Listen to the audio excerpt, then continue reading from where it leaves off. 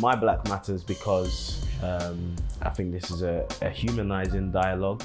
I think this opens people's eyes to an experience that might not be their own personal one. And I think for people whose it is a personal one and they can relate to, I think seeing that experience outside of yourself is reassuring. It lets you know that you're not an alien. So my mum and my dad, they weren't understanding to depression. Mum, and I think this is the reason why I think this is, when you've been brought up in Jamaica or Grenada or Trinidad and stuff you go through, you just get told to deal with it. You don't want to get out of bed one day. It's not depression, you just have to deal with it. You're upset for that day, you get over it. And I feel like they've had that mentality all through my mum's generation. So I'll give you an example. When I cry, my dad used to say to me, "Why are you crying?" Before I even finish why I'm crying, he will say to me, "If you keep crying, I will give you something to cry about." So that instantly stops your emotion. Instantly, you don't, what do you do there? You don't know what to do. So you keep it inside, you don't cry, you don't want to show weaknesses. So I instantly had to always hide my emotion or not show that it's getting to me, because if I show it's either I'm weak or I get taken the piss out of. My mum and dad didn't understand, so I just didn't, things that upset me and stuff like that, I never spoke about. Beyond the religious setting and church, there wasn't really much in terms of, okay, this is what you're going through, this is what we're gonna do. The responses tended to be about faith-based solutions, like praying, for example, or going to church and going through a process of, whether that be deliverance or, just pray hard and deal with it kind of thing. But from the background my parents are from, that's what they know, and that's what they know to work, and it's worked for them. But I think that contrast of parents who didn't grow up here, coming here to make a better life for themselves and their children, and us growing up in this context and it being all we know, I think that reconciling those two completely different backgrounds is really tough, because they weren't saying those things because they didn't mean well, they meant well, but for me it just wasn't going to work what had worked for them. It's just a case of individuals who are so concerned with making it in life that the focus is just on all the things that they see that will bring about that conclusion, and I think every other thing is swept aside in terms of the emotional side of things. When I was younger, my mum would say, "If you need anything, let me know." But when I did let her know, it would be looked at and be judged. So I stopped talking to her about it. My dad, he had more of an understanding to depression, but it's funny actually I say that, because he would look at other people that are depressed and how they don't take care of their children, but when it came to his own family, he couldn't deal with it. He'd be first to, "Oh well, you need to do this, give this advice, let's go here, try help them." When it came to his own family, he shut down because he didn't know what to do, and I didn't understand why. Maybe because it was embarrassment, but I felt like I had my depression from I had my daughter, and the way, my dad would come in from work, the only thing he said, "You all right?" You can see I'm not all right. "You all right?" And I'm there crying in the corner. "You all right, Sam?" And that was it. Wouldn't ask me what's wrong, how am I feeling. Knowing that I just had a baby, and obviously post-natal depression is quite rife when you just had a baby. Didn't even enter his head. Did not enter his head. It's only when I sat down with him one day and I put on this thing on EP3 about depression. And then he goes, "Oh my gosh, she's got the same symptoms you do." And that's when I was like, yeah, I told you I was depressed. And that's when he then took upon that I actually suffered from depression. My lowest point was when I was at uni. I started uni with like quite a bit of energy. I kind of knew why I was there. And then when it came to the sort of crunch time of like assessments and struggling to like have any kind of support network or any kind of connection with people in the process. I just kind of went within myself as someone who can be quite withdrawn naturally anyway. I find it quite an isolated period. And so I was pretty much in my room for weeks, in my bedroom. I wasn't accessible in terms of conversation with family, regardless of anything else. And it's only really on looking back, I did realize a bit at the time that I wasn't that well, but I wasn't really as aware as I am now of what I was going through. So it was definitely quite a bad case of depression. But at the time, I just felt like crap, and I didn't have the ability to put any labels on it. I just didn't have I think mainly the mental energy, because I think it's a long process of, I mean, life in general, you're gonna have like ups and downs, but I think at uni, when you're down, it's so much more magnified. And if you feel like you're on your own as well, there's no reassuring voices of, I'm working on the same thing, we can get through this or whatever.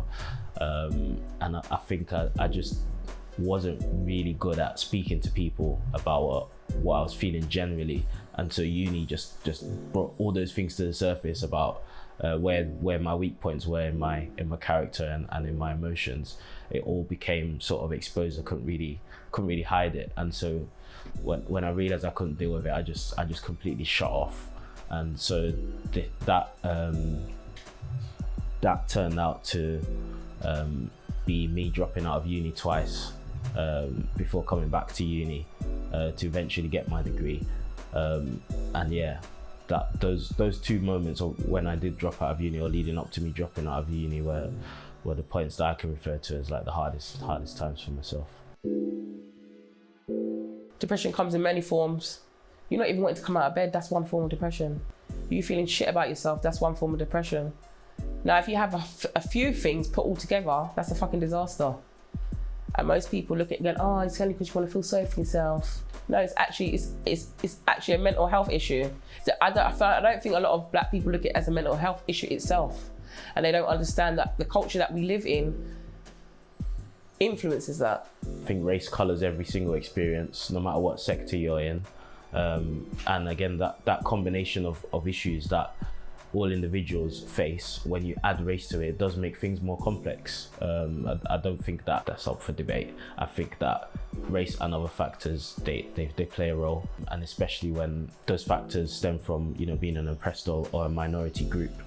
I think life is harder for black people. I don't think it's necessarily a destination. I think there's an element of agency that we have, but we can't ignore the context of racism. I'm personally an upfront person, but I believe that I'm like that from what happened to me as a child regarding people taking the mick out of me. Oh, you're fat, you're ugly, you're too dark. People spitting on me at school because I'm black, that type of stuff. So I feel like I've had to have a thick skin. So when I go to these to people or a workplace that's in a white environment, I know how to stand my ground, because there's been so many times that I've felt victimized.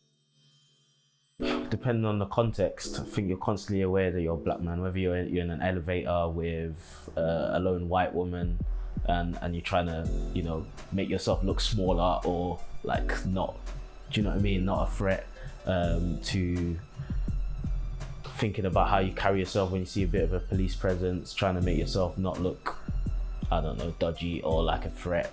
And then also when you see people that look like you as well, other black males, it's like, do you choose to acknowledge them in a positive way, or is it like put on a face, make yourself look hard? I think you're constantly faced with decisions of like, what should I do, and how should I perform in this situation?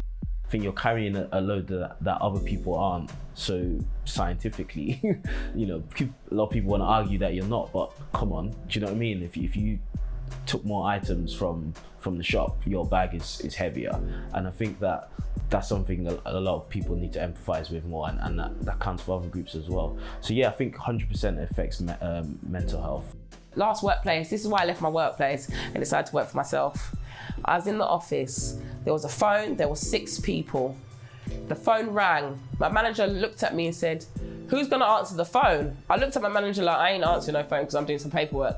He goes, "Oh, let's do a raffle. Eeny, meeny, miny, mo, catch a nigga by its toe." "Oh, you go answer it, Samantha." I stood there like, "What?" He goes, "You're a nigga, go answer it." And I just stood there. You know, I wanted to explode.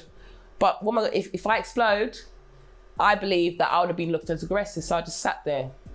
And I said, "Do you understand what the word nigger means?" I then went on the internet and I brought up Roots. I said, "Have you watched this before? Watch it." He then was like, You're being rude."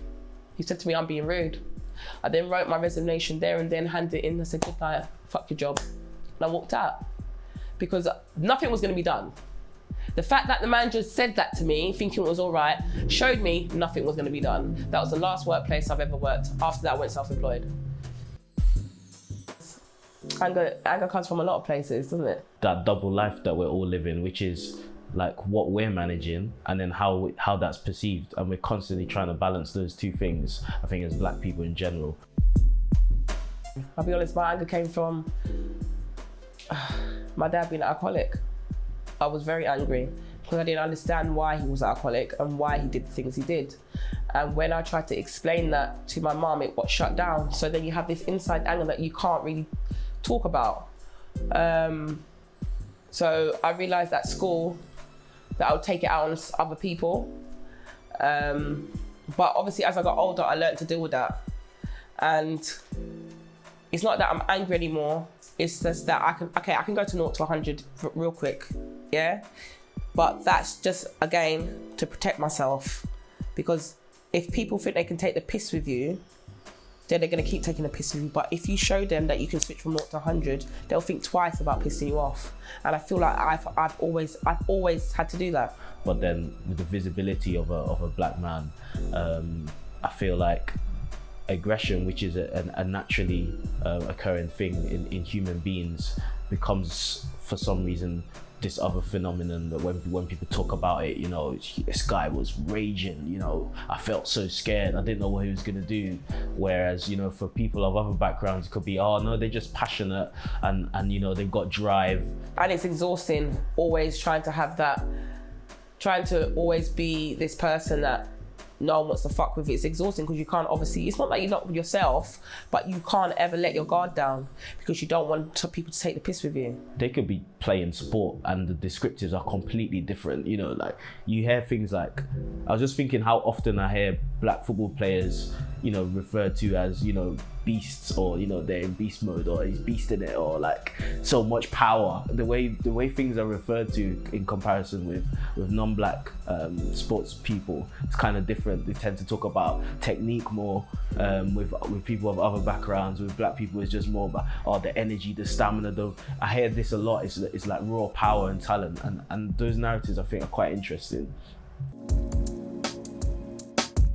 Oh yeah, so let's go back to let's talk about the media. So the media, right, do stuff to get people angry, yeah? Like, let's bring out 12 Years as a Slave. What are you fucking bringing that out for? We ain't seen the same man get beaten. We ain't seen the same woman get raped. And then when we get angry, you're like, but I don't understand why. It's like when a white man tells you to forget about slavery. Don't tell him to forget about slavery, yeah? What's that guy, the Prime Minister of England, the one before this woman? David Cameron went to Grenada. No, Jamaica. Do you hear this one? So the Jamaican Prime Minister asked him, can you apologise for the slavery? You know what he said to him? I'm not apologising for slavery. Do you know what you did to us? Do you know how you treated us? But then we don't need an apology. Those type of things get me angry. Because when my mum or my grandma or I watch stuff that what we used to go through as black people, and then a white man just act like it's nothing, it angers me. So it's a catch-22.